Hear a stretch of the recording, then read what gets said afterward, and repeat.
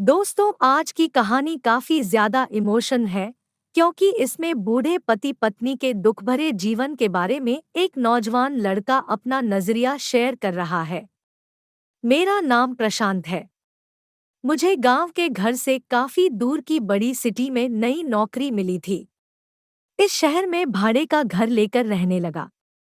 पड़ोसी के तौर पर घर के सामने ही एक घर था जिसमें एक बुजुर्ग जोड़ा रहता था। दोनों बिल्कुल अकेले थे, मतलब ना कोई बेटा, ना बेटी, ना नाती, ना पोते। यानी कि संयुक्त परिवार नहीं था। मैं एक संयुक्त परिवार का सदस्य था, इसलिए मुझे अक्सर उनके बारे में विचार आते रहते थे। मुझे देखकर बुरा लगता है, इतनी उम्र होने के बाद भी उनकी देखभाल करने वाला कोई भी उनके साथ नहीं है। जब मैं सुबह ऑफिस के लिए निकलता था तो देखता था कि दादी जी अपने कपकपाते हुए हाथों से दादाजी को चाय देती थी। वैसे ही कपकपाते हाथों में कप लिए दादाजी चाय पीते थे। वहां पर रहते हुए कुछ दिन होने के बाद मुझे पता चला कि यह दोनों मिलजुल के धीरे धीरे घर के सारे काम करते थे। कोई भी उनसे जाकर बात नहीं करता। इतने दिनों में मैंने उनकी आवाज तक नहीं सुनी थी। जब मैं शाम को ऑफिस से घर आता था तब दोनों को घर के आंगन में बैठा पाता था और उन दोनों के ही चेहरों पर थकान साफ साफ पड़ पाता था। मेरा मन कई बार करता कि उनसे जाकर बात करूं, लेकिन फिर किसी वजह से मेरे पाँव वहीं पर थम जाते।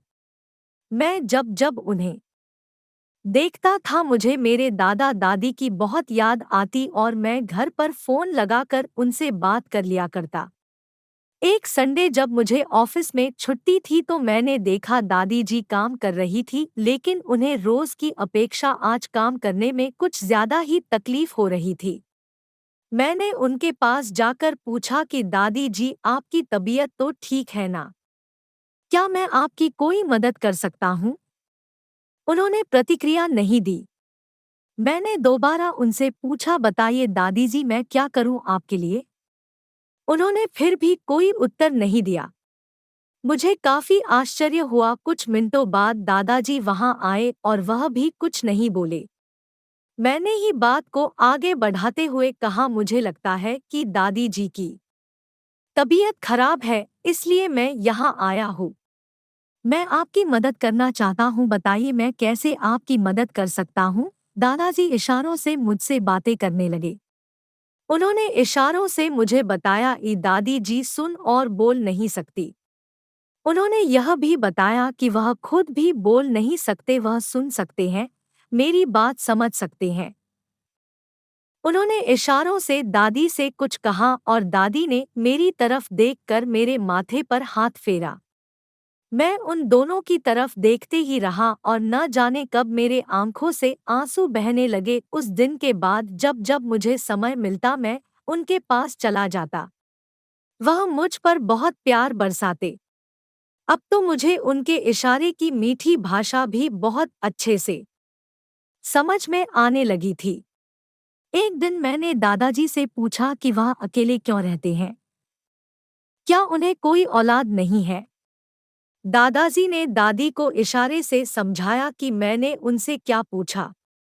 फिर दोनों मेरा हाथ पकड़कर मुझे आंगन में ले आए और अपने आंखों के आंसू पोंछे और उंगली का इशारा करते हुए एक साइकिल मुझे दिखाई। साइकिल को देखकर मैं समझ गया कि उनके परिवार वाले उन्हें छोड़कर कहीं जा चुके हैं और अब उनके हिस्से में केवल यादें ही बची है। उन्हें रोता हुआ देखकर मैं भावुक हो गया और मैंने दोनों को गले से लगा लिया। उन्होंने मेरे ऊपर अपने सीने में सालों से बंद प्यार के बादलों से प्यार की इतनी बारिश कर दी कि मैं पूरी तरह उसमें भीग गया। दोस्तों, इस कहानी से कई लोग कनेक्ट कर पाएंगे क्योंकि यह सिर्फ कहानी नहीं है, यह कई सारे बेचारे बुजुर्ग लोगों की सच्ची दास्तानें हैं। दोस्तों, अगर आपको यह कहानी पसंद आई हो तो हमारे चैनल को सब्सक्राइब करें, लाइक करें और अपने परिवार के साथ शेयर करें और बेल आइकॉन भी ऑन रखें जिससे हमारी कहानी आपके पास आए।